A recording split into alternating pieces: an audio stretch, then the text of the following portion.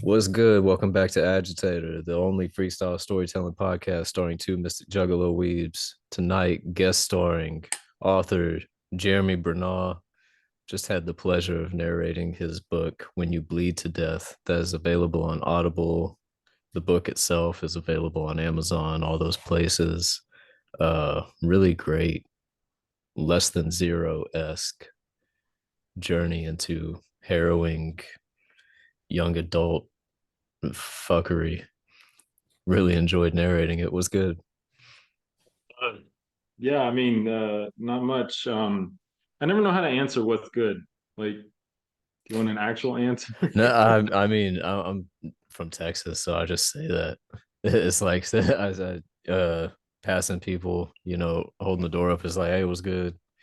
And Um, a real answer to that, getting that audiobook, published and put out there has been kind of an itch for me for a couple of years. I've tried to get it done for a while. So to meet you and to have that put out has been really awesome for me. So thank you, but that's also, a really positive thing going on. Um, Sales on it have been pretty good, so thank you for your help getting the word out, and I'm excited to see what people think of it. hell yeah. Same. It helped that it was like such a great book, but like I really enjoyed doing that performance too. You just hit me up out of the, it was like a year. I'd put in an audition for it and I was like, and I just get this email that's like, hey, this was buried, but I really like this. Would you mind, you know, recording a little sample? And I was like, sure. I hope this doesn't suck because I forgot it'd been so long. I was like, which one was this again?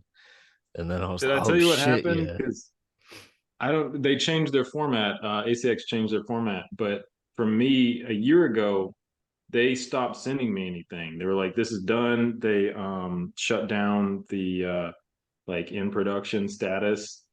And then later, they changed everything to where I could access all that again. And so I could see all the auditions that I had missed, and yours was in there. So I reached out, and luckily you were still active, and we went from there. Hell yeah. What's up, David? Nope. Nothing. What's up with you guys? Yeah. What's your What's name? going Tell me on, again. man? Sorry. I see JDO. You said, but I call you David. Yeah, David's fine. That works. David. Man of many names. David works. James. I like the line from the movie Snatch that Bullet Tooth Tony says, where Dennis Molina's character goes, "Do I call you Bullet? Do I call you Tooth?" And he goes, "You can call me Susan if it makes you happy." So that's kind of how I feel. But Yeah, yeah, just David call works. him Susan. Don't call me. David. Don't you fucking call me Susan. Yeah. I'm gonna call you Susan now. How can I not? Um, Okay, so I'm sure that there are viewers that would love to hear this, but also I don't know much about you. What are you all about? Who, me? This guy Yeah, right here? yeah. Yeah, so I host this podcast with Kelby. I started Broken River Books, which is a small press that has now morphed into a collective that we all are on. Um, Representing. Representing. I've been doing it for, man, I started Broken River in 2013. My first book came out in 2010, so I've just kind of been around for a while. Um, yeah, and I'm kind of just obsessed with story. So what I've been on lately on this podcast and in other places, blogs, etc., is really kind of nuts and bolts figuring plot out, because I feel like Kelby and I are similar in that we're both big time prose writers and we like the way that the poetry of the word sounds. But recently my obsessions have brought me to attempting to understand things like plot, which before just didn't matter to me at all. Cool stuff happens. That's all you need in a book. Um, but yeah, I've really started to nerd out on that. And I'm a English teacher for high school. That's my day job. Um, but it won't be for long. I got about a month left, and then I kick the kids to the curb and go. You mean for the summer? You're not like No, no, I'm done. I'm done. retiring. No, Okay. I'm becoming a hitman. Okay. Uh, but no, I actually am retiring from that, doing something else for a while. But yeah, how about you? I assume that's a congrats. Oh Yeah, I yeah. mean, I'm sorry. yeah, yeah. No, no, I like teaching. I like the kids. They're cool. Honestly, it's just a pay thing, you know, not to Yeah. get too like brass tacks with it, but No, that's if you're fine. trying to raise a family, teacher salary just doesn't really cut Yeah. it, unfortunately. Um, but yeah, so how about you? I know that Kelby did your audio book. Mhm. Uh, sorry, I didn't realize you guys were getting started, or I would have been early because I was just No, hanging out. I'm just Um, trying to make up for it, you know. Everybody mhm. all pissed off that we missed a week. We missed 1 week in our long streak of our years long. God, like Yeah, over, 135 well, episodes, plus I all the guess. bonus shit, we were going like nearly 200 episodes of just like cranking that shit out no matter Mm-hmm. what. You To guys have gone 200 episodes straight without a break. yeah, And the one thing that tanked you 1 week was pneumonia. yeah. Yeah. I Yeah. think I think you're doing okay. Mm-hmm. Yeah, I Yeah. was like, I don't think so. I just can't do it. Not this week. What was it like, dude? No, You said it felt like you've been shot in the lung. I wanted to die. oh, I was Mm-hmm. like, this is it. This is the end. I watched This the is new the end. Roadhouse movie twice. Oh That yeah. was the highlight of the whole thing. Everything else Mm-hmm. sucked. You see the new Roadhouse, Jeremy? you did. And it's interesting that you just said that about watching it twice because I watched it real late at night once and I did not get into it. And then I saw you said you loved it. So I gave it another shot and I loved it. I like actually was paying attention to it where the first time it was just kind of on. And I did actually really like it. That shit slapped. That shit went Mm-hmm. so hard. I was I like, thought it was the pneumonia might be heightening this. Just that like kind of high, like when you're sick and it's like almost like being high because you're just so close to death. yeah. But I was like, man, this is just hitting right. I love that you compared it to Poor Things because they couldn't be more different. I just felt like there was a vision in both of those movies, you know. Yes. Poor Things, I was like, that movie made me so happy. I was like, oh shit, cinema is back. And then Roadhouse came out. I was like, fuck, man, movies are great again. Just that monster energy feel of like early 2000s movies is what it made me feel. Even though it felt like 80s, it had that like early Yeah. 2000s aesthetic. Bad I had Boys never 2. seen I had never seen the original Roadhouse, so I went back and watched it. And it's not as good, in my opinion, as the new one, but I can see why so many people liked it. Because I mean it had some stuff going for it. It had a vision for what it was. Those jeans, the way he rocks those Yeah. jeans. Yeah. Yeah. Question though, because I have not seen the original. I too thought that the remake was awesome. In the original, is there a crocodile that eats a guy? I don't No. think so. See, that's when I knew I was in the presence of genius. When the dude gets eaten by is it alligator, crocodile, whatever the There's hell a it is. crocodile. Yeah, it was a crocodile. And I was like, yeah, this is gonna be a good movie. And then it kind of follows that formula so perfectly. And the fights are amazing. And I think just Jake Gyllenhaal, I watched it with my wife and she was like, he's such a good actor that it felt like two different movies. She said, but I really liked it. And you just realize that some people are just that good that you can give them, this kind of like 80s B movie style dialogue, but he really sells it as kind of a scary dude. He's like, do you guys have dental insurance? I'm just checking, like, how close is the hospital? I was like, ooh, that's a banger right Stabbed there. and he was like, "Did you think this through?" Yeah, Yeah, yeah. yeah. I was eating that shit up. All the Mhm. one-liners and I don't know. There were so many things that kind of wouldn't work for me on paper, but maybe it is Mhm. just how good Jake Gyllenhaal is or the look of it. I don't know. I saw where some people complained about like CGI fighting. I was like, Mhm. I have no idea what they're talking about. Yeah, that didn't feel like it was CGI. I I don't mean, know. even if it was Blade 2, famously, that was like Blade 2 was early CGI. So I don't know if you guys remember, but there's a part where Yeah. Oh Blade's fighting yeah. the vampire.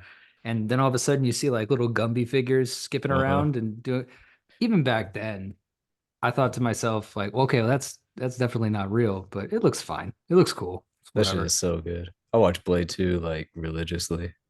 Mhm. Like you on a regular basis, you go back and rewatch Blade 2. Yeah. That is a very interesting character detail. Mhm. Yeah, Blade 2 is the best one for sure. Yeah, the Guillermo del Toro Reapers are really good. But I'm Jeremy, I'm curious about your journey. I'm always interested to hear writers' stories. So you can start as far back as you like.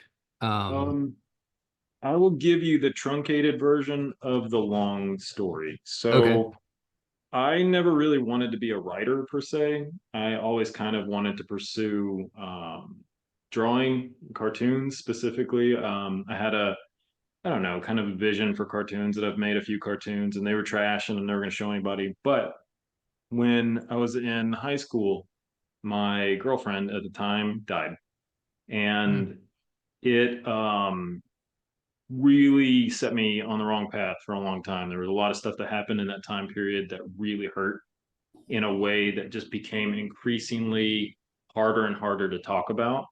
Mhm. And it was stuff that really kind of tested my character and it showed me a lot of the ways that things can go wrong in someone's life. And they sat with me for a long time. And that's kind of one of my flaws is I have kind of a hard time letting that kind of stuff go. So I just kind of got to a point where I was unhealthy in the way that I couldn't talk to people anymore. Like I couldn't have healthy relationships because I would had just walled myself off. So when you bleed to death was initially more about kind of getting out the things that were really hard to say. And as I worked on it, I realized if getting these kind of things out and finding this creative venue for getting these things out was so important to me, it might be important to other people. So instead of just kind of barfing it out and letting it go, I started writers groups and I started working with other people to kind of hone the craft of writing until eventually I published it. And then that's how I met my wife. I self-published online. She bought it and she read it and she wrote to me and said, "This is a really good story, but you cannot spell for shit." And I wrote to her and was like, "Well, fix it." And I hired her to edit it. So then I rewrote it. I got a lot of feedback in that time period. A lot of it was really harsh. And I sat with it for a while and then I rewrote it and had more editorial help. And eventually it became this. And when I put this out, I kind of released all of the trauma that I had built up that I couldn't talk about anymore out into the world and just kind of said, fuck it, here it is. Anybody that anybody that has anything to say about this, here it is. Here's all of it. Here's all the shit I can't say to you. Here's all the shit I can't say at a party. Here's all the shit that keeps me from being the person who can be emotionally honest and like vulnerable. And I just let it go. And from there, I've had people reach out to me and say, "This is one of the best books I've ever read." And I've had people write out to me and say, "Hey, this book is trash," or write to me and say, "This book is trash." And like that stuff is always going to happen. But there have been people that have really said to me, like, this book helped me process in a time where I felt dangerous. This is like I felt super low, I felt suicidal. And this has been one of the things that has helped me talk about it and helped me get it out. And that was the point for me. And that's kind of the journey to where I am now. You know, like I wrote this book a long time ago. It's been 10 years and people are still buying it and they're still talking to me about it. They're still writing to me and saying this is important. And that's why I reached out to Kelby to just give people another venue to be able to potentially appreciate it, to potentially, ingest it, and maybe see that you're not alone in the times when things are really hard and you're suffering.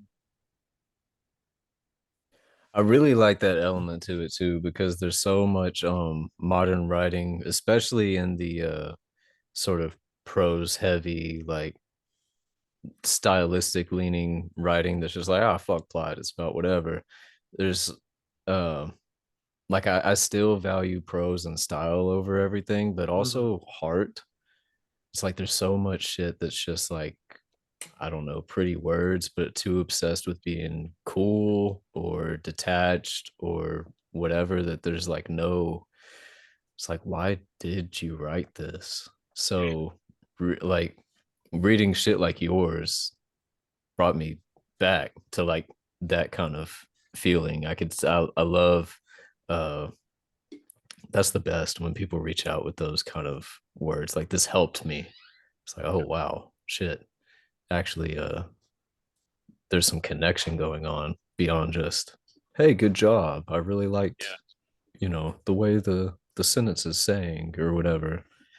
I got one of those messages yesterday. The guy said, my girlfriend has been diagnosed with BPD and bipolar, and this has helped me understand what she's going through so I can talk to her about it.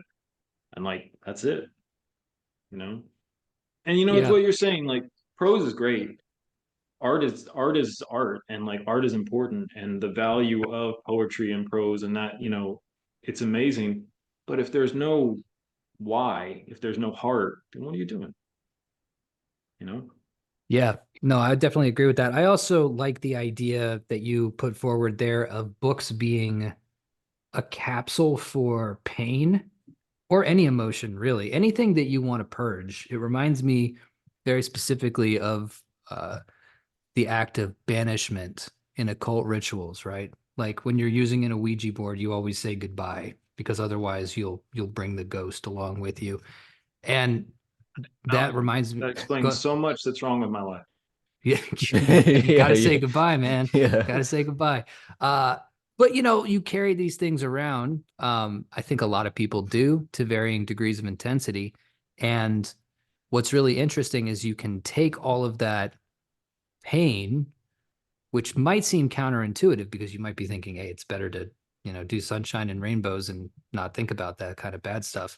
You can put it into shapes on a page, put those shapes on paper, and then other people read those shapes and imagine what you've written. And it acts as a kind of release valve for their own problems. And in that Yeah. way, there's a kind of viral aspect to books that, well, I guess if viruses can be good, hmm, it's a shaky metaphor, but uh, it's kind of like an inoculation, right? Like you're sending this out and giving people a kind of release because the number one thing when you have pain like that is feeling like you're the only person who's ever felt that way, right? I mean, that's part of it. That's the biggest part. When you're depressed, which I've been suicidally depressed, is that you think, man, nobody has ever, like, this is so bad that nobody understands what this is like. And then you read it and you're like, Becomes oh, further well, isolating, which like just intensifies and deepens yep, that feeling. yep, exactly, exactly. So that's a cool thing. And I think that the why can be varied. I mean, I do think on the flip side of the coin, the why could be to make Roadhouse and just have a fun 2 hour movie, right? So it's kind of cool that art can traverse the spectrum like that and sometimes be both things at different times. Well, It's just neat. Roadhouse made me feel, I was feeling like, nobody is this badass. Just, and then I watched Roadhouse and was like, oh, this guy gets it, you Yeah, know, he's just like me. just like There's me, can get stabbed in the same spot in the abdomen like 3 times and just eat just that shit. keep on trucking, keep He on does trucking. get stabbed there a lot. It seems Yeah, to it be a just thing. keeps I getting love stabbed how there. he already has a scar in the very beginning of the movie, and then that's Mhm. where he gets stabbed, and then he gets stabbed there later. I'm like, why is it always right there? This You dude know who just, else gets stabbed there? Jesus Christ of Jesus Nazareth. Christ. You got it. Happy Nailed it in Easter. one. Yep. Yep. Happy Easter, everybody. Um, that there's got to be something to that in like a Jungian man and his symbols type way of like the hero being stabbed in the side as a archetypal device that can be used to show their set. Because I guess he's kind of a sacrificial hero. He gives all the money away at the end, spoiler alert, and But cleans up the is town and then just keeps moving like a what samurai. wasn't the purpose of that to like release the like, because you're suffocating when you're hanging like that, I think it collapses and your then lung, is what it did to yeah, Jesus, yeah, right? it's like the Like, final like make sure he's dead yep, or whatever. yep. And there's that. Yeah. Um, That's how I was also feeling a bit like Jesus the past yeah. week with the pneumonia and everything. Yeah. Yeah. Oh, like just in and out of consciousness. Yeah, I just had to like, it was around Easter too, so I was like, okay, I gotta, this is symbolic. I'm gonna come I back. I gotta resurrect. Yeah, yeah. I need to Yeah. resurrect for a second. So I locked myself up in a tomb and that did the trick. Yeah. It turns out that that's all you got to do is just lock yourself in a tomb for several days and then you're back. You're Just back, come out like baby. nothing. But I would say that that story doesn't end with Jesus sticking around. I believe he ascends into heaven. So you might, He rambles on just like Dalton. yeah, he Yes, does. yeah. That's It's, what it we're- is Roadhouse is basically the Passion of the Christ too. He goes back to Alpha Centauri or wherever his kind are from. Um, no, that's really interesting. So after this book, have you kept on writing, or are you working on new projects? Yeah, so much like your collective, which Kelby explains as a literary Wu-Tang, right? So Yes. I'm on board with Mhm. this theory. I published When You Bleed to Death, and I started Hypertrophic Press, which is now we shuttered our doors, but it ran for a good long time. We had a literary magazine and we published other people. And in that time period, I was publishing two other literary magazines. Then I had a baby and kind of things quieted for a while. But I have been working on for the last 6 years a piece of crime fiction about two people who rob a blood bank. Mhm. So I'm pretty close to done. That's more genre fiction, but I do the same thing where I take things that have really bothered me in my life and I use those to, tell a story that's about how people process, right? But like you were talking about, now I got to deal with plot, and that's some bullshit. Wait, Like so that. you're not a plot guy? With When You Bleed to Death, it was very, very character driven. It was Hmm. very much about, how one person just exists in the world, processing life as it comes at him. And now I've learned I kind of have to be a plot guy. I mean, there has to be a structure to how you tell the story for a typical person to ingest it. And as a writer, I've kind of learned that it's my responsibility to meet the reader at a place where they can appreciate the story instead of just giving them whatever I want. Because if you can't appreciate the story, then what am I doing? Hmm. So Hmm. Hmm. What actually hooked me on plot finally was anime. Was just like the wild ass, like with anime things are so conceptual that you go, that's crazy, like that somebody would even think of that. And that just became so much more fun to just try and think, what if, somebody woke up with half their body as a gun and they had no idea why? And Hmm. where do you go from there? yeah. I think that anime, yeah, I mean, obviously anime is huge for me too. And it's interesting too, right? Because anime is usually told in a different story structure than Western stories are. Slightly different, right? We have the three-act structure. The Japanese have the four, Kisho Tenketsu, which sometimes doesn't even have anything to do with violence at all. But the three-act structure, I think, is also from a writing production standpoint, it's a really good scaffolding that you can then paint however you want to, right? I mean, it's teaching this to kids, like I actually literally taught the monomyth to 11th graders today. And it's funny how just immediately it clicks. Where I'm like, I had them do an exercise where they named their favorite book, movie, TV show, whatever. And if I knew it, like some of them picked Pixar movies that I'd seen. One of them picked a movie called Meet the Blacks, which sounds fantastic, but Oh which yeah, with the yeah, Mike Epps. yeah, Yeah. which sounds really good.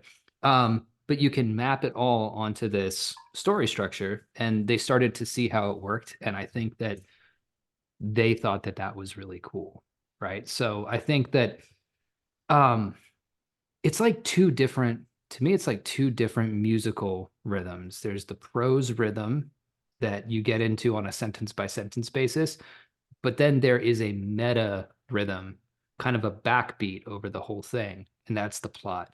And I think that's what really carries the writing of a novel into the 70, 80, 100,000 word mark, especially if it's fiction, is this ability to rely on these tried and true structures.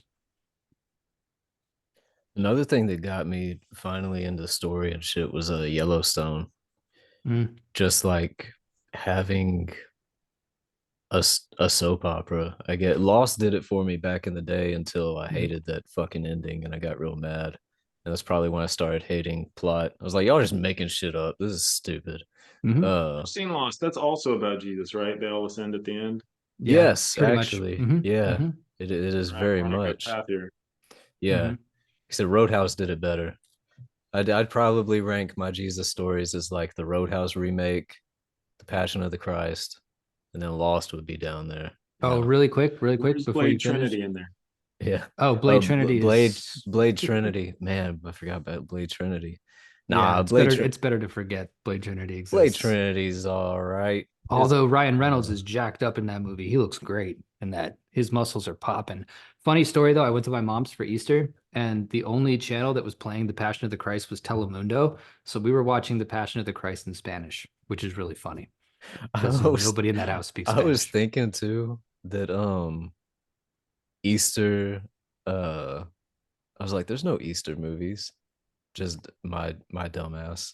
Like Where are all the Easter movies? like name one Easter movie. Yeah, I should have been like, hey Yeah. kids, I know one. Yeah, Directed there's by one. the great Mel Gibson. Yeah, the greatest American film director. He's not even American. Wait, He's he's not- Australian. What am I saying? Well, the greatest Australian then after George Miller. It's George Miller and then Mel Gibson, who brought us classics such as Braveheart, Passion of the Christ, and Pocahontas. did he do Pocahontas? No, he didn't. He was a voice He in was Pocahontas. he was John Smith in Pocahontas. That's a deep pull. That's Yeah. that's a really deep Chicken pull. Run too. Mel Gibson, star of Chicken Run. Oh, he was in Chicken Run. Yeah. What a great actor. But yeah, I think I interrupted you while you were in the middle of saying something. Yeah, I, because I don't remember anything. I don't know. I was Let's talking go on. about Easter. Passion of the Christ is one of my favorite Saw movies too. It might be Mm. the best. Might be the best Saw Your movie. favorite Saw movies? Bro, man, bro. It was right there in that period of like Saw, Hostel, all that torture porn, Passion of the Christ. That's a good triple feature right there. Saw, Hostel, Passion of the Christ. Bro, they showed this on Telemundo too, but when they hit Jesus with the flail and those barbs go into his side, it tears like a chunk of meat out of him. I was Of like, course, they golly. showed it on Telemundo. Mexicans are like, you're gonna know about this shit. What they did to our Lord and Savior. Exactly. You're gonna, Exactly. That's why they played it. Yep, you exactly. best I was recognize what they did to my Lord and Savior. It's hardcore, dude. That's why I love the syncretism of like Mexican folk religions and Christianity because they're such good bedfellows. You know what I mean? Like all the sort of deep Aztec and Mayan lore that has persisted throughout their culture through hundreds and hundreds of years finds this perfect mesh with the story of a guy getting nailed to a cross and tortured to death. It's kind of perfect. It works perfectly. That's where Catholicism seems to work the best for me. Maybe that or Ireland. I don't know. I mean, I'm gonna have to kind of lean Mexican just because of my allegiances. But Yeah, yeah, me too. yeah, Me I too. don't know any Irish. Yeah, my son will have to become a Catholic, I guess, as a Hispanic You'll have to be American. half Catholic at least. Half Half half half Catholic, half Cath. whatever his idiot dad is. Yeah, that makes sense. I'm Um, out of my depth, but everything you guys are saying sounds good. So I'm on board. uh, Go ahead, Honorary Kels. Viva La Raza. Viva La Raza. Yeah, no, all my time, I really liked living in El Paso. And I loved going to Mexico. It's such a strange place, especially because it was Juarez, and this was like right around the time that things were popping off in there. And it's kind of spooky. Juarez is kind of a spooky town. Around the Like every time things were popping off, like the within the past 50 years. Well, it was really hot. It was really hot from 2008 to like 2010. That's like Sicario years, right? Like that's when that would have been based around there.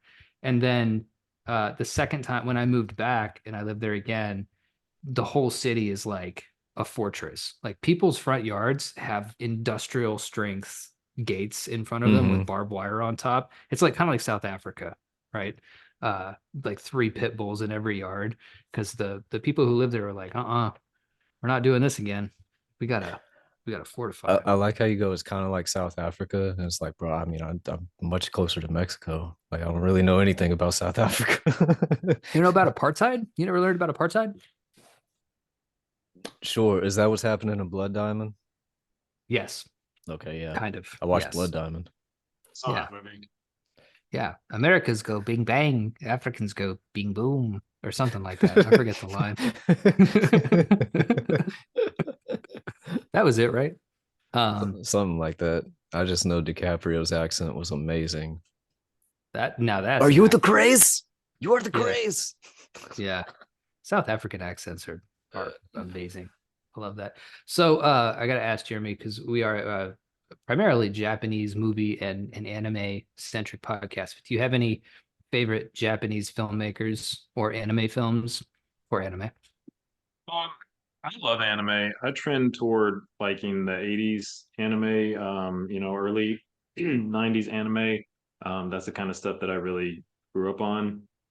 Feel like a lot of anime now kind of misses the mark for me because it's like feel like they pick the strangest ass topic they can. And all of the anime that I see lately is like how I was reincarnated into a jelly bean, which was then eaten by a young girl. And Mm-hmm. like that's the title of the anime. Yeah, Mm-hmm. And then yeah, it's like a yeah. story about like what I mean, it's like it's just whereas the earlier anime that I remember, your Akira's and Ghost in the Shell, it was a more just fantastic exploration of something that I kind of got into a little more. My daughter and I watch Spy Family. I Hell like yeah. that. And I never gave up on it. Like all of the Miyazaki and um, what is it's slipping my mind. My Neighbor Totoro. What's that film That studio? oh yeah, Ghibli. Studio Ghibli. Ghibli. Yeah, Yeah, Ghibli, like yeah. I still love all of those. yeah. Yeah, those are great. Go ahead, Just Kelby. watched Totoro and Ponyo like kind of back to back the other day.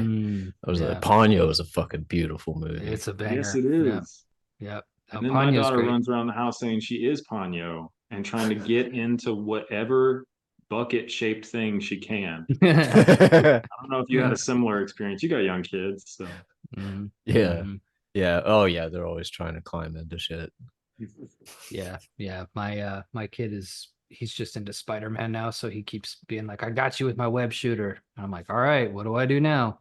He's like, I got you with my web shooter. I'm like, dude, you've already come on, you're going back to the Well, well what was again. that he was doing last time I was over when he was like arachno Oh, something. arachno sting power. Yeah, that's a Arachno steam Spider-Man thing. power. Yeah. Okay, yeah, Yeah. yeah. He I took him to school the other day and he I introduced him to a co-teacher and he does this thing where he says he's gonna beat ass and then starts punching you. So I took him in there and I was like, hey, this is my son. And he was like, beat ass, and like went and started punching. And I was like, I'm a good dad, I promise. Like this is just how he tries to make friends. Um I do want to touch really quickly, though, Jeremy, on the point that you made about Akira and Ghost in the Shell sort of devolving into I got reincarnated as a slime. Um, it's interesting, right? That I can remember the real name, but yeah, that's the one I was yeah, thinking of. yeah, it's like this kind of art is interesting because it's reflective of the time that it's created in. So Ghost in the Shell being 80 or no, Akira is 86, Ghost in the Shell is like 92, something like that, right? And And it's those part are of just that two cyber. representative samples of the kind of stuff that I had access to. I mean, like Devilman, that Mhm, just kind of mhm. hyper violent shit that no kid should have seen, that Mhm, kind of stuff. mhm. Yeah, yeah, Well, I yeah. didn't mean to cut you off. I did mean to cut you off, but I wish I hadn't continued, No, no, no, please. no. That's totally fine. Yeah, no worries, man. All of those are really good examples, though, of a kind of environment where people are afraid of the future, but they're also really interested in it. So they're Yeah. asking all these questions. What does it mean to be a human? How do we synthesize this new technology with our humanity? Tetsuo the Iron Man's a good example of this, right? Where it's a dude who's becoming made out of metal. And then I think that if you pull that cultural analysis forward into 2024, the technology is already here, and we all know that it kind of sucks ass. And so like Yeah. now the cultural output is like, what if you could be born again as something different? That like that's their speculative thing. It's like we don't need to speculate about the future anymore. This shit needs a do-over. Like, and We maybe got to coming the back future as a and it slime isn't sucked. bad. What's that? We got to the future and it sucked. Yeah. Um, I do love Japanese movies and stories for that, where they're taking trauma and traumatic cultural events and they're turning it into something fantastic that can kind of, give you some catharsis to that, like your Godzilla's. It's like, I mean, that's a Mhm. direct reaction to a just a gross supernatural bombing, right? And it's like, well, we'll use this giant lizard to talk about it. I've Mhm. always really appreciated that. Re-ask your question because I'm not sure that I answered it right. Oh, about anime? Yeah, so you said, what's my take on, and then I missed it and started talking about Godzilla. I'm sorry, spaced out. Oh, well, first of all, I mean, the bomb gets even more literal in Akira, right? That's how the movie opens. Yeah. It's just, you Yep. know. So the bomb certainly weaves its way through every aspect of Japanese pop culture still to this day because there are people who are still alive who, Mhm. witnessed that occur. They're just And not that, gonna let it go. yeah, that, yeah, it's just like, guys, it's almost been 100 years now. I Yeah. mean, mistakes are mistakes. But no, I do think the point that I was making before was just about how you can kind of see where cultures are at by their pop culture output and Mhm. what their pop culture is asking. And of course, there have always been, there's always been Dragon Ball Z, which is awesome. Don't get me wrong. And also But a response to the bomb. in some ways, yeah. I mean, anything with explosions that big has, you know, is referencing that in Yeah, some it's like, ways. what if I could embody nuclear power 100%. and Yeah. get it No, over 9,000? absolutely. Yeah. And I then hadn't so thought the about that, but that questions, makes sense. yeah, all that hyper, like I can power up and I can actually harness this thing. It's Mhm. got at least in no small part a trauma response.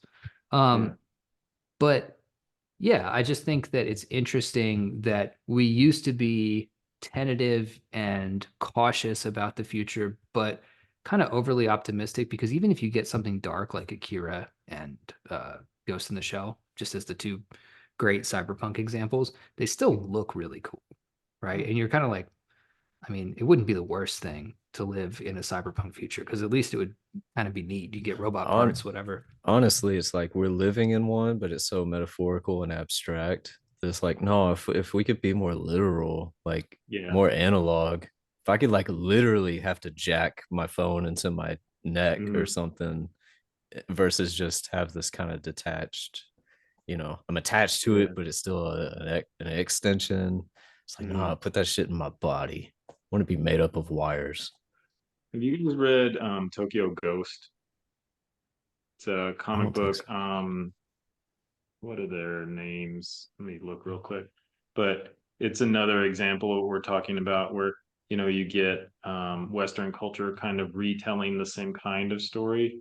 But it's, about jacking the media into your brain. And then all of a sudden, the people that don't do it, they're like incapable of being around the people that do because the people that have it in their brain all the time, they're kind of poisoned by it. They can't live without it. And that's another kind of just a representation of what's happening now in the exact same way. It's like how do we tell a story where this awful cultural thing is just kind of a superpower, you know? Mm-hmm. Mm-hmm. Yeah, I wonder how that would translate into 2024 instead of harnessing the power of the bomb in a Dragon Ball Z sense. How do you harness it would have to do with noise, right? Because the biggest overall problem with society right now, if you wanted to whittle it down to one word, is just noise. Like, how do you Yeah. separate noise from information, dummy data from actual valuable data? And so, yeah, somebody who's able to I don't know, some kind of strange chaos power.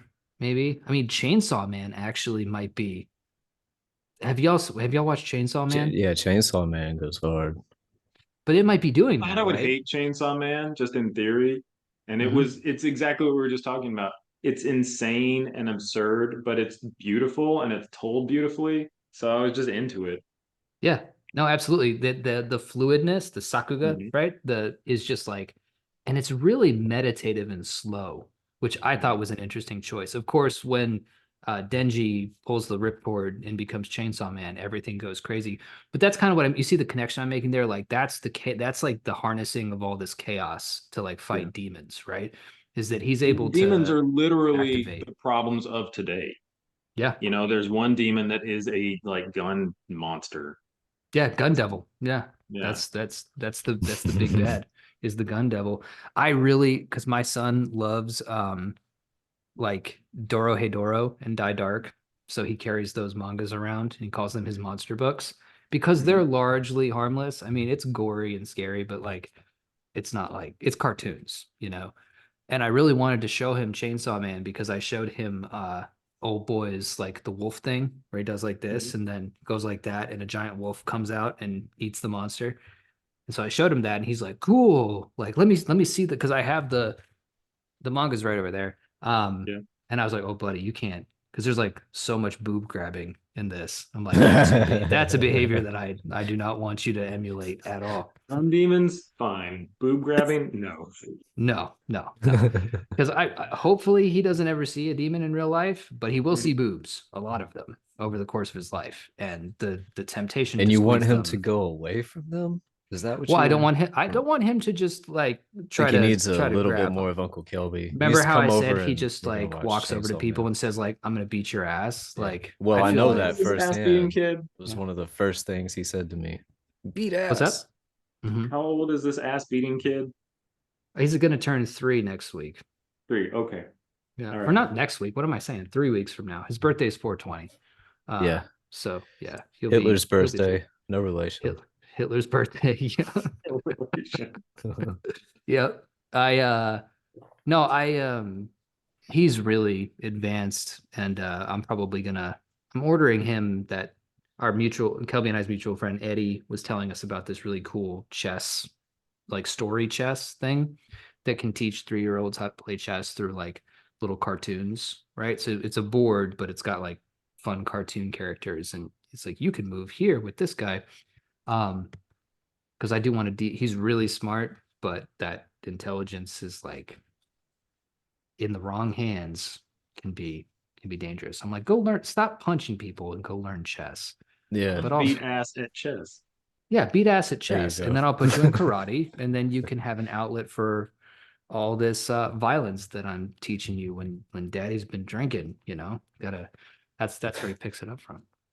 And taking that and circling back to what we were talking about before about the like terror of modern technology and its integration into like the human experience, how far down the road does that even matter? Him understanding chess versus Kelby having it piped into his brain to have all of the answers for every single move that this kid could make. So Hmm. there's an anime in that too. There is an anime in that for There's sure, an and anime I there about a I chess think prodigy. Yep. I think we're on the cusp of not necessarily a Luddite revolution, but I do think not millennials, not me and Kelby, you're a millennial, right? You're Yeah. 30. Yeah. Yeah. So you're like on the cusp of the Gen Z. I'm closer to the cusp of the Gen Xers. But I do think that this like my son's generation and maybe some of the high school students are going to start uh getting a healthier relationship with technology, right? Because right now they're kids and the juniors that I teach right now were born in 2007, which is the year that the iPhone became available. So this is, in my opinion, it's the first real generation that has never known a time without this fucking thing, And right? you got to Uh, think like that also makes it not cool to them. Like they don't give yeah. a shit. It's just there. I Whereas mean, like they our use it. generation is like, it's like put the phone down.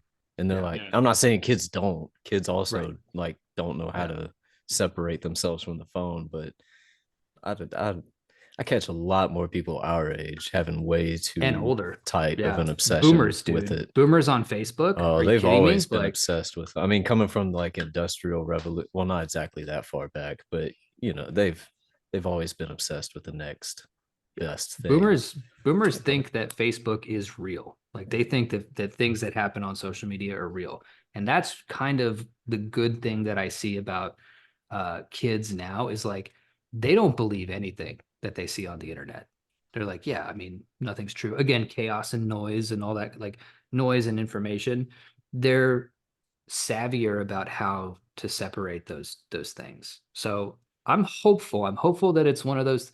I I compare, cell phone use to the way that you could see kids in like the 1930s outside of factories smoking cigarettes, and like nobody really knew that cigarettes were that bad for you, right? You'd have advertisements that said, doctors recommend Cools.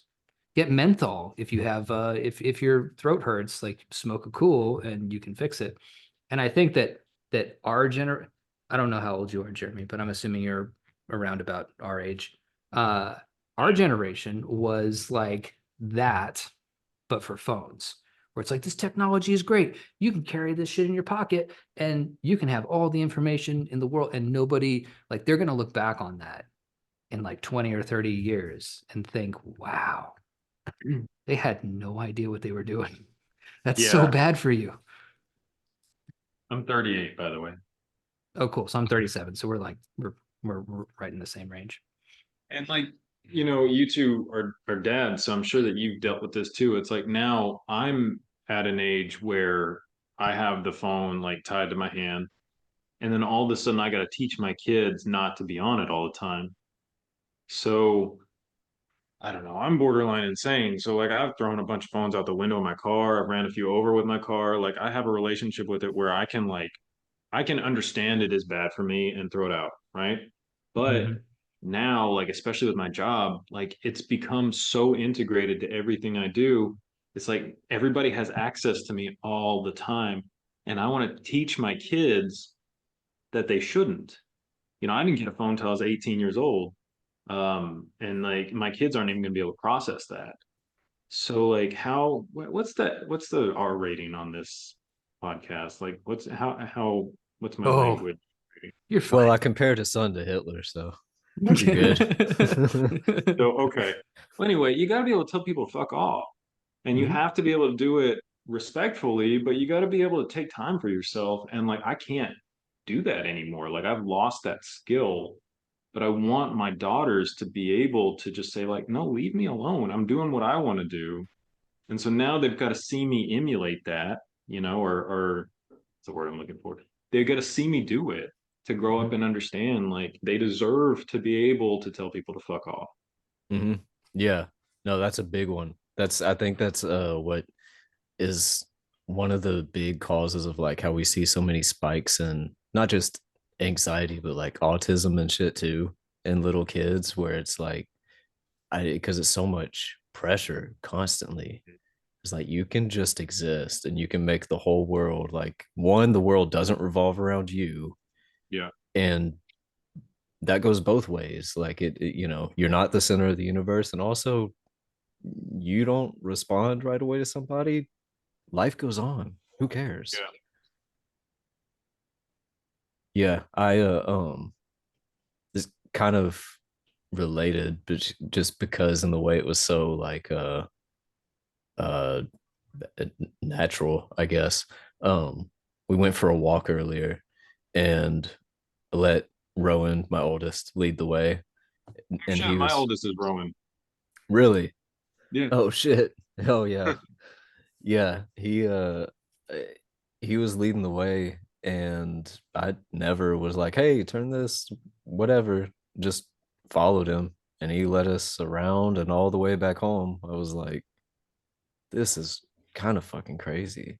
My almost Mhm. 5 year old just has this like territory in his DNA now. Like he just knows the way. Like that was a it was just a proud moment on the subject of like, getting the kids away from technology and shit. We used to be able to do that.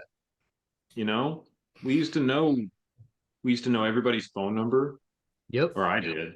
I used to like know, like I had a map in my brain to everywhere, and like, yeah, I had to print out MapQuest directions a time or two, but now I get in my car and I like type out an address I know so I can track traffic, and it's like you just lose the part of your brain that functions on its own. Right, right. And I think that the techno optimists of 10 or 15 years ago thought that that was going to free up space for us to think about other things. But Mhm. what they didn't anticipate is the massive tidal wave of bullshit ads for Bowflexes, and I don't know what you guys get ads for, but for me it's like supplements and weightlifting stuff, and you can get in shape in 24 hours and stuff like that. So it's I just get it, which is I get also all this. cyberpunk in its own way though. Yeah, I get all this Mhm. fake celebrity shit that's like Kevin Hart is giving away 1,000 PS5s. I'm like, no, he's Oh, and it's like not. AI Kevin But Hart. I've seen that with yeah, Joe Rogan, where it's like AI Joe Rogan. He's like, I'm giving away $1 million. the government doesn't want you to know this. Like, yeah, in Joe Rogan's Yeah. voice, the government doesn't want you to know this, that you can make $7,000 playing solitaire on your phone. Yeah, yeah, yeah. No, total fucking dystopia. But like on the tip of things that we used to do, I told this to the students and they were horrified because I said, I knew where all my friends lived in, 2001, right? And if I wanted to hang out with my friend, I might call them on the phone, the landline, right? Uh, but if they didn't answer, sometimes I'd just take a risk and be like, well, I'll walk over there, see if he's Yeah. home, and like walk to their house, knock on the door. Sometimes nobody was there. Well, I got to walk my ass back to my house now. And that's kind of how I spent my days. And they're like, but what did you like? What did you watch? And I said, whatever was on MTV. So TRL, Clone High, what South Park, whatever was on like the three channels that I would cycle between. Um, but Used I to did. tape Cowboy Bebop. What's that? Used to put a VHS in the VCR and Uh, tape Cowboy Bebop to Oh, watch it that's so later. tight. Yeah, hell yeah. yeah. No, that's super cool. Samurai Champloo was around that time I too, uh right? I Yeah. recorded over my parents' wedding tape because it had you know how you could, there was that little tab, and if you taped over it, you could, because recordable VHS tapes, they had this little tab, and if you broke it Yep. off, you Hmm. couldn't record over it. I don't know, it's the way that it functioned for some reason. But if you tape over it, you can then record again on it. So I'd find tapes and just be like, I want to record and I don't see any of the recordable shit. So I just tape over whatever. This is before I could read. So I didn't know what I was putting in there, but I knew how to program the VCR. So I was like, I grabbed my parents' wedding tape one time and recorded some anime over it. And I was gonna say like Maury, like 5 episodes of Maury. yeah. Uh, Basically, it's like yeah. it's just more of the reception, basically, is all it Hmm. was. Hmm. Yeah, man, we were up to no good for forever, as long as there's been kids. But I think that there's a tendency with people now to say, oh, anybody who complains about phones or technology, they're like, we sound like old men, like old man yelling at cloud. And to that, I would say that that's just not fucking true at all. Like there's a qualitative difference in what we're talking about. It's a technology that has never been seen before, as far as we know, in the history of humanity. And I don't think people take it seriously enough, right? I Are we mean, talking about AI or are we still on cell phones? but well, phones, I mean, AI is a good one too. Although you know what, dude? I'm beginning to think that there might be a flaw with AI way, way, way, way, way, way, way back, right? Because you know how these things iterate and build on themselves or whatever. Right. I think AI's status as a pattern recognition machine is inherently flawed, right? Because pattern recognition can only get you so far.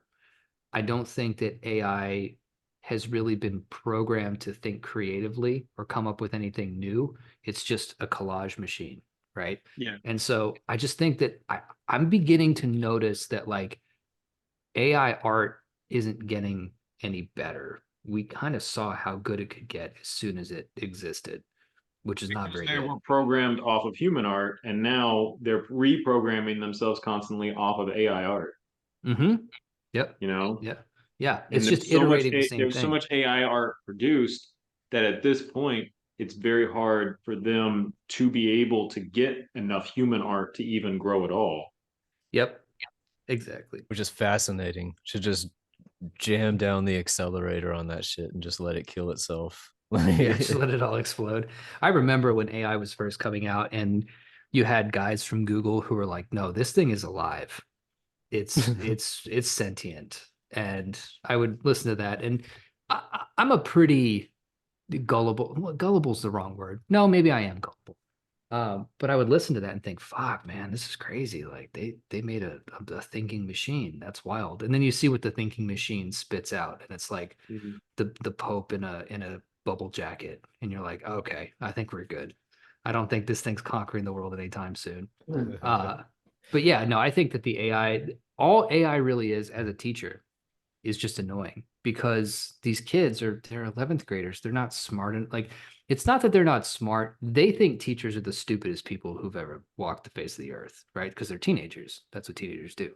Um, but like, I taught them Jurassic Park this year, and I had question sheets As about a story, the book. Yeah, the novel. Yeah. And they, these are 11th graders. Like, mhm, mhm. okay, all right. So like 16, Jurassic 17 Park years is the old. first book that I ever put down in Mhm. my entire like reading journey because it was too scary.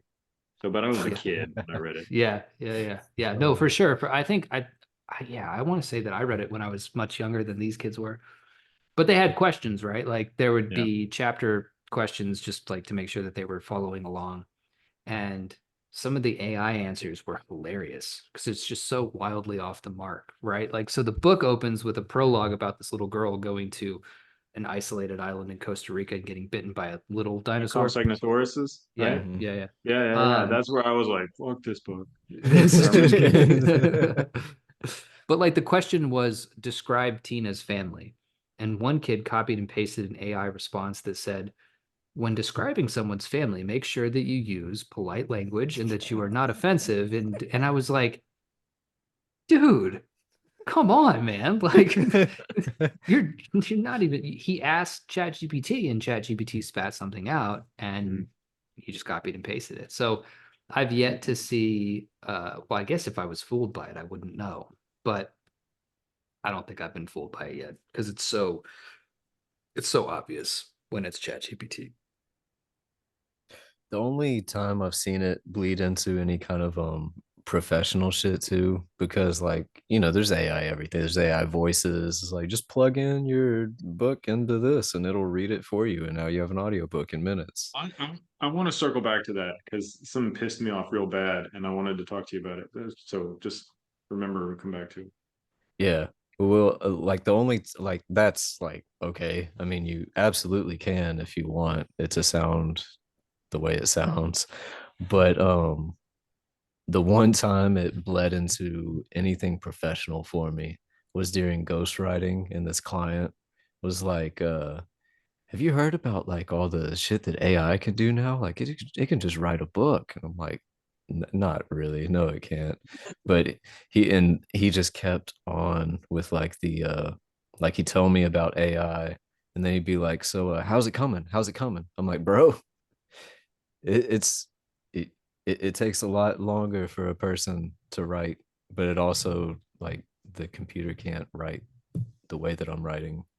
So like I don't know, just it's become a lot well, you said it about the GPS, how they, everybody had these techno optimists who were like, it's gonna free up so much time. It's like, no, it just makes everybody so much more fucking demanding. Mhm. It's like, hurry up, hurry up, hurry up. Jesus Christ, bro.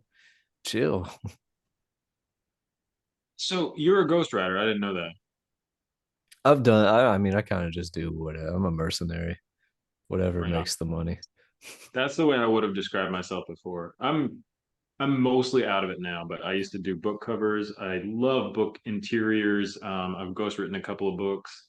I have put my hands on the publishing process of over 100 books. And I have learned personally that what I love most about like writing is the like physically making the book at the end. So it's just interesting to hear other people. And it's like, it's not just writing. It's never just writing. It's the whole publication process you have to learn. Um, AI and how it sucks and how I fucking hate it. So I kind of had a techno optimist mentality about AI for a while because it was doing some cool shit, and you got to admit that it's fast, and some of the stuff it does, it's garbage, but it's fast garbage, and some of it's okay. And I was like, you know what, maybe this is gonna get better, maybe this is gonna be fine. And then I'm trying to find a narrator for When You Bleed to Death. This is over a year before I met you. This is kind of where I got burnt out before, you submitted your audition and I just ignored you for a year. Sorry again. No Um, worries. but this motherfucker sent me an audition. It was pretty good. I was like, you know what? I haven't found somebody I like, and I hired him. And he was moving forward, and then he sent me his like 15-minute mark that you got to send for ACX, right? It was fucking AI. So he had given me a real audition and then thought that I just wouldn't notice that he had put his voice into whatever AI tool he was using and just plugged my words into it. And it's like, Kelby, if you did that, never tell me. Never tell me. I don't believe you did that. But um, and so like I'm listening to it and there's just something off. It's like the cadence and the uptick is exactly the same on every sentence. Like none of the sentences have any variety. There's no like human like breath to it. And it took me a while, but I sat with it for so long and I was like, this is wrong. And as I started to listen, I heard little tiny micro meshes in the way that the words could be wrong. And I was like, this is not a fucking human being. And that's where my attitude about AI completely changed because although it can take some of the load off of a creative professional or, any professional and help you do things faster, it completely takes the soul out of the project, completely gone. And so that was really disheartening. And I fired that guy. And then it was a year later I found you. And just can't. For the rest of my life, I will not touch AI for any creative project. If I'm doing like number crunching, fine. But a human experience requires a human voice, in my opinion. You can't emulate that any kind of differences either. How you said, like, just it's all based on pattern recognition. So it's just Mhm. like it sticks to a formula versus like, there were some things where you came back and you were like, hey, uh, like some notes were tone this part down, we do a take that's less aggressive here, or whatever. And it's like, how are you gonna, tell an AI to do that? Because it's just matching a certain pattern of speech and sticking with that versus like, hey, do something different. Like, what do you mean something different? And I mean, you could take something as simple as like a cadence or repetition, something like what Chuck Palahniuk does, or well, a lot of authors do this, right? Like they go back to that refrain over and over again. But let's say that the refrain is repeated 6 times in a chapter, but the last time you know that it's supposed to hit. So, I am Jack's blah, blah, blah, blah, blah, might need to be performed as almost like instead of, kind of bored and disaffected and Bret Easton Ellis-y, like you might need a bit of emotion in that to be like, and I am Jax. Like you have to hear the lethargy in that person's voice to kind of make it hit. A human intuitively understands that because we're Yeah. able to take what we've read, process it, and then make something new out of it. A machine, and this is my overall point about AI as well, is like I don't know how a machine's ever going to get that. Like, how is it ever going to understand the context that things are in, right? Outside of some markers And it like kind of like, exclamation points and questions. if it did too, a lot of people from the jump have had that fear of AI of like it's gonna the whole the point of it that's not like this is soulless trash, but the point of it that's like this is gonna take everybody's job. It's like, well, if your thing is art, then no, it's not because it can't. But even if it could, well, then the conversation is completely different at that point because Mhm. it's like I mean, back to Ghost in the Shell, it's like, well, I guess God gave up on humanity and started embodying the robots because I mean, what would be the argument there? If it could, I Mm-hmm. don't think it Mm-hmm. can. Mm-hmm. But if it could, it'd be like, well, so what? I guess it made this art that really slaps now. Yeah. Yeah. This is, I mean, just like the transhumanists right now are in absolute shambles because they thought this was their moment, you know. The people who think like, oh, we're gonna live forever. I mean, if you can't get an AI to read a book in a way that makes sense to human ears, like how are you going to recreate yourself in a matrix? Not even getting into why you'd want to do that in the first place. That seems Yeah, like a fate imagine worse than death watching to The me. Matrix But and being like, "Oh I want shit, to go in yeah, that. I want to That's go in." where I want It's to like, be. what? Did we Yeah. watch the same movie? Yeah. Death Yeah. is not the worst thing that can happen to you, right? Being trapped in a computer is probably, man, that it gives me the same feeling of like the idea of being buried alive, that, you know, that you would just be stuck and you can't get out of it. And who knows? I mean, you could be stuck in there and Rocco's basilisk could be real. You guys know the Rocco's basilisk idea? Mhm. So Tell me. there are like very strange computer nerd cultists, right? My son's screaming. Hold on, give me 1 second. He's getting through it. He's getting through it. He's mostly through it. Okay, cool. So there are these cult people who believe that, well, it's not that they believe it, it's kind of an Occam's razor type thing, right? It's kind of a hedging your bets type thing. Or no, not Occam's razor, Pascal's wager, right? So Pascal's wager is that it's better to believe in a God that doesn't exist than to not believe in a God that could potentially exist and send you to hell, right? So Rocco's Basilisk is an update of Pascal's wager where there could, in the future, be a completely sentient godlike AI that will then punish whoever did not aid in its creation. So it is your duty to try to invent this sentient AI god creature so that when it becomes online and takes over the world, it looks at you and says, Jeremy, you helped. You're one of the good guys. I don't have to torture you forever. So hold on. This is a cult? I would call it a cult.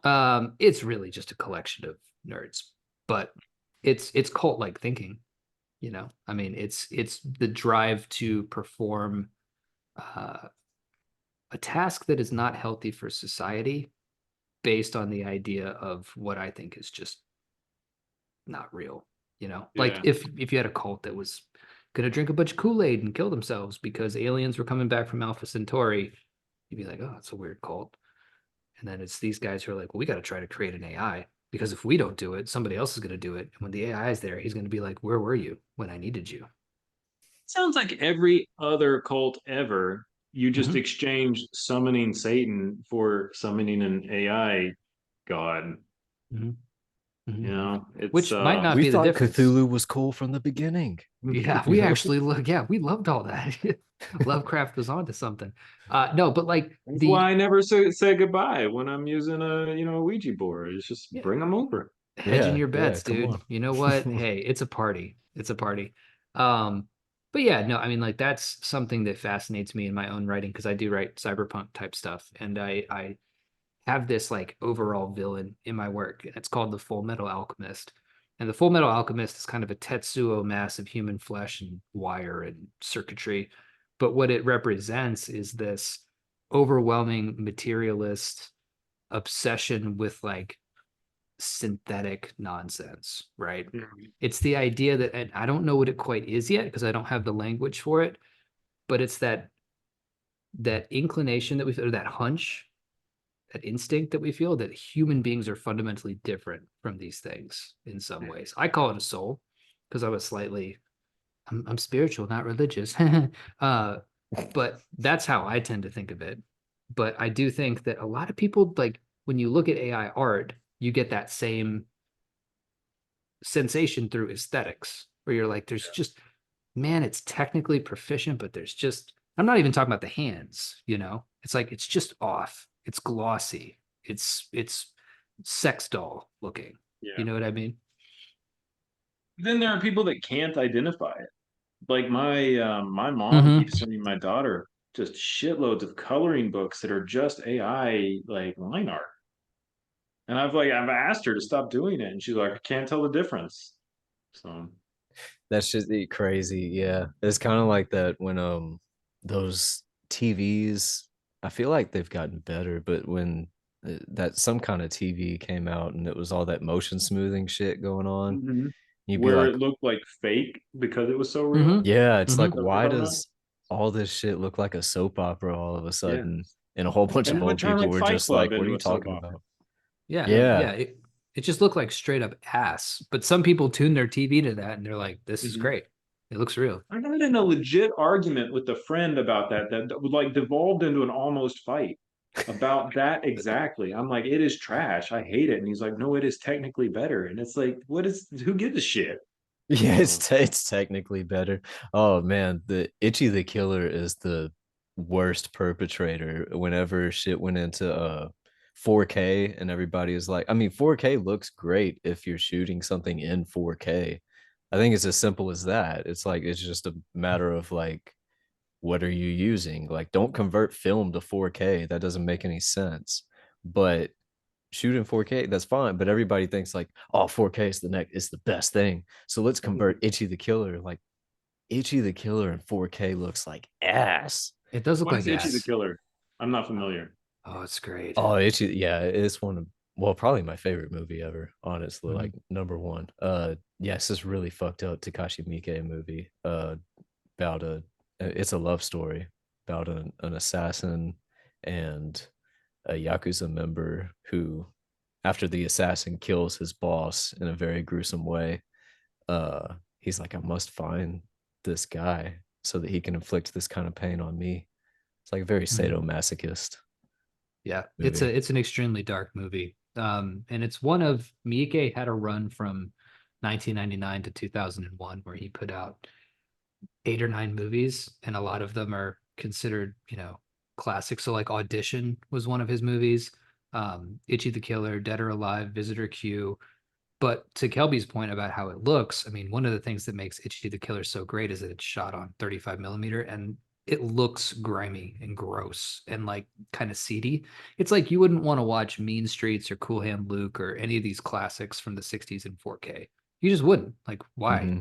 Part of what makes them cool is the film, like the actual celluloid process of it, because it's just a thing. It looks better. I think that in terms of digital, um, somebody like David Lynch really had a handle on it when he did Inland Empire, which I think is great. And he shot it all on digital. He's like, this is the future. It's wonderful. You can just, as long as your battery's charged, you can make a movie. And somebody like him can pull it off because he's got that eye. But a lot of these movies, like the first one that I ever saw, I'll never forget it. It was in a Target and they were playing the Johnny Depp Alice in Wonderland movie, Oh but it God. had motion smoothing on. And I was like, whoa, if movies are going to start looking like this, I'm not watching movies anymore. I noticed that Okay. cinematography went out the window for a while too, Yeah. whenever like because people were kind of tricked into thinking it looks so good that it doesn't matter how you frame a shot. So like everything kind of looked like Moonlight, which I do think has like Moonlight had a decent, visual aesthetic to it, but I it had a vision. yeah. Mm-hmm. Like I Mm-hmm. know what you're talking about, but Moonlight as a movie still had that auteur's vision to it. So like it can be an outlier, but I know what you're talking about. It's like if everyone lets go of the art of the movie, then what are we watching?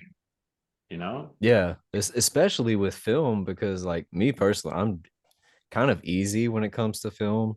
If you hadn't caught on by my ranking of, Passion of the Christ and Roadhouse and Were you being serious Blade about 2. that? That was a Um joke. I do love all those movies. I am serious Okay. about that. Uh but like it's a visual medium. I can partake in whatever kind of medium I want to, as far as what I want to create, what I want to intake. So if I'm watching a movie, give me a reason why am I watching it, Like Mhm. I don't really care about the story. I can read a book. I can go listen to somebody who's full of good stories. But visually, like, why am I choosing to experience this? And then when everybody's just like, it's shot in 4K and I'm doing the kind of bouncing around thing, following Yeah. people, and it's like, what, why am I watching this? What is the That's cool purpose? once. And then past that, it's like, I saw it, Mhm. you Mhm. know? Like the Blair Witch Project, right? Not exactly the same, but like I can watch the Blair Witch Project once, and then you're gonna give me another movie like that. Like, I don't give a shit. I saw Yeah. that. Like, it's not a better piece of cinema because it was shot that way. It was interesting once because it was novel. Hmm. Yeah. It's like, now what can you do with it? Yeah. Like, you still need that person with the eye. That's why I think like Poor Things was so great too. Was just Yeah. like, I hadn't really seen that. And apparently, um, they had a lens that didn't really work for the camera that they were using. And they were just like, fuck it. It has this barrel fisheye look to it. And like when I Yeah. heard that was on accident, just I mean, I was like, just watching it, I was like, oh, it looks like fisheye. Like, why don't people use more fisheye for just shit like the, not just skate videos or whatever? And then when I found out it was basically on accident, I was like, this is why I love this movie so much. Like, Mhm, just that mhm. very human element to it that's just like, oh, well, that doesn't quite work. Fuck it. This is how we're filming it. Yeah, Shogun's like that too. Shogun has a lot of fisheye, so they might have taken a page from Poor Things. Uh, which, by the way, that show is amazing. It's the best thing going right Shogun now. or Poor Thing? Shogun. Shogun's I haven't amazing. seen Shogun. I saw Poor Things. I liked Poor Thing. Mhm. Yeah, I Poor had Things was just read the book for Poor Thing. I like to read the book first for movies. It gives me something to kind of look forward to as, throughout the process. But I had just read the book for Poor Things.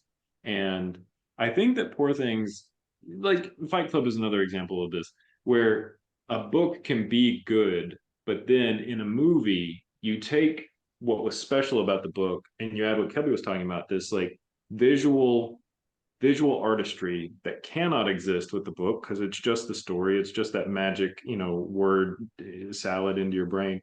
And then you create a whole higher level cinema to it based on these other visual elements. I think Poor Thing did that. Like the book was okay, the movie was awesome. I'll have to check out that book, but that's a totally different, like, bringing it back to books. Like, I I can't get into a lot of modern literature, not just for what I said earlier about like the kind of like wanting to be too cool, like kind of detached shit. Mhm. Um, the detached voice is a thing, but it's kind of like that Blair Witch thing. It's like, okay, cool, yeah, Bret Easton Ellis did this. Now you're all gonna do it. You're all fucking just on heroin and don't care about anything. But the there's they're just completely two different mediums that I want to like drill that home to people. Like, write a book that should be a book, that if they adapted it, because I feel like that's why people are basically writing a screenplay. They're like, let me make sure you can visualize this. Let me make sure you get the idea for the movie. It's like, remember when books had like were nothing like the movies? They still adapted them, but it's like The Yeah. Godfather, the book, and The Godfather, the movie are not even the same thing. And that's Yeah, cool. yeah, no, it is cool. I mean, I think that as an editor, Jeremy, I know you worked on a lot of books. So I did a lot of editing, right? A lot of freelance over the past 15 years or so. And so over the hundreds and hundreds of books I looked at, the biggest problem that I noticed was that people are transcribing a movie that's in their brain. And that's not 100% what writing actually is. So, for example, when two characters are talking to each other, a lot of people think it's really important to let you know what the other character's facial expression is constantly, right? Yeah. So and so smiled, then they say their line, and then they kind of frown, and then they look at the other character, and then the other character looks at them, and they look at each other for a while. It's like the beats of a movie being Yeah. played out. And my note for that would always be, this is not a fucking movie. This is a book. And so if you want to look at a book that I think can only be a book, I mean, one of my favorites is The Book of the New Sun by Gene Wolfe, right? You could turn it into a TV show, 100%, but you would miss something from it because the fact that the narrator, Severian, is more than likely lying to you about a lot of it adds something to it that you couldn't do in film because you'd be watching it and you'd be accepting what you see as truth. So just having an understanding, I guess, of what different, like a book can be influenced by a song, but a book can't do what a song can to authors everywhere, to their detriment, right? To the gnashing of teeth, that we can work on something for a year and then it comes out and then somebody like made a 3-minute bop in their garage and people are like, no, I like that one And they're better. gonna get That's paid yeah. way more forever Yeah. off that Yeah. statement. Stephen King is a great writer in a lot of respects, but he pulls that bullshit all the time where he will like, I think he is a musician, but like he'll write about music as though I'm supposed to understand what is happening in the like music in the story. Like, I don't know Mhm. what the fuck you're talking about. Yeah, yeah. In what was it? What was the one where the virus spread? The Uh Stand. yeah, in The Stand, one of the characters in the novel is a singer, and they keep going back to this, and it's like, I don't know what the fuck sound you want me to hear from this. It's just like you're just saying the same line over and over. Yeah. Yeah. No, the Stephen King, I mean, that's also, that goes back to Tolkien, right? Like Tolkien with all of his songs Mm, in there. It's like, bro, I skip the songs when I read The Lord of the Rings. I'm like, it's not doing anything for me because I can't Yeah. hear the music in my head. Maybe that's a failing of me as a reader. Because some people are like, the songs are the best part. I'm like, you are a strange creature. But that goes back to people who are just, you're talking about your mom not seeing the difference between the AI coloring book or whatever. I do. I don't know what the thing is yet. I can't put my finger on it, right? But it's just, to some people, because I think my mom's pretty much the same. I don't think my mom would be able to tell the difference either, right? And she's a really smart lady. It's pure information to some people. And maybe we have that with some things too. Like, I think cars are pretty cool. I would say I'm like a 5 on a scale of like a car guy. I know enough to get by in a conversation, but like, I'm not in it. And so to me, I like, forget what kind of car I have, so yeah. So for example, somebody might look at you and be like, you can't tell that, like, why this car is so much better than the car that you have right now. And you're like, no, yeah. no. Why'd you buy an AI car, Jeremy? Yeah, this is a yeah. fucking It's AI like- car. I'm like, I don't know, dude. It runs. It's like, it's all Yeah. made out of plastic. Like, you got it. And you're like, I mean, I don't know. It doesn't explode. Sports are that way for me too. Like, I didn't understand sports until I started watching sports anime. And I started being like, wait a minute, is this how people who watch sports see sports? Because this slaps. This is like Slam Dunk and Haikyuu, like the volleyball one. These are awesome. But if I'm watching a volleyball game, I'm not process. It's all the same to me. Is this a good game? Is it a bad game? I don't Mhm. know. I mean, it seems like it's all the same to me, right? So maybe there's something like that too. Maybe it's just our particular kind of nerd where we're like, why can't you guys, like the tech bros in Silicon Valley who are like, who had the Bored Ape NFTs, and they're like, I saw this tweet today, where this guy sold one of his Bored Ape NFTs. You guys know what I'm talking about, right? Like Mhm. the stupid monkey things. And he was like, I sold my ape today. It's like, this is the ape I was using when I met my wife. This is the ape I was using when I got married. This is the ape I was using when my daughter was born. And now I sold it to somebody else. So I'm no longer this ape. And I'm like, dude, you're fucking dumb, bro. Like, that's the stupidest shit I've ever heard in my life. But to him, he was choked up about losing this monkey. Uh, so I don't know. Maybe it's just different strokes for different folks. Maybe, yeah. Maybe it's just a whole world I can't understand, and it's a whole world they can't understand, and we're just kind of floating around. Yep. All You right. got anything you want to plug heading out at calling it for the show? Damn, we've gone a while. Just been having a Yeah. good This time. is one of our longer ones. Yeah. If you're asking me, I want to plug that audiobook we did. That's Hell yes. I got other stuff that I'm working on, but no one's going to see it for a while. So when you bleed to death, the audiobook, I wrote it. Kelby narrated it. It's so interesting. The writing process, at the end of it, like you give the book away to your reader, right? Like you write it, you spend your life on it, you put so much of yourself into it, and then eventually, like you have no control over how somebody else reads it. But then when Kelby narrated it, all of a sudden I got to hear my own book as if it wasn't mine anymore, and I really enjoyed it. And that was a really unique experience, and I hope that other people can listen to it and ingest it and appreciate it with this new format. It's one of my favorite things that I've narrated too. So like for people to, yeah, definitely go out and listen to it for all kinds of reasons. I mean, it was a great story.